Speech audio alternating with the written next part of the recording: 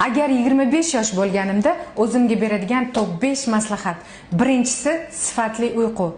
Bu nima degani? Kechasi soat 3 dan obedgacha uyqu emas yoki ertalabdan kechasigacha emas, aynan 22:00 dan ertalabki 5:30 gacha bo'ladigan uyqu. Ikkinchisi fillerlar orqali yuzga ortiqcha hajm berish. Bu insonni yoshiga yosh qo'shadi va terisida keyinchalik qandaydir asoratlarga olib kelishi mumkin.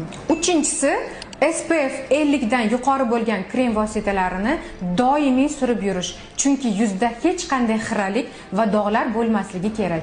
To'rtinchisi terini namlantirish. Uy parvarishi va biorevitalizatsiyalar orqali. Eng oxirgisi esa, agarda labingizni kattalashtirmoqchi bo'lsangiz, unda tabiiy va nozikligini saqlagan holatda kattalashtirish. Bundan da foydali maslahatlar mening sahifamda. Obuna bo'ling.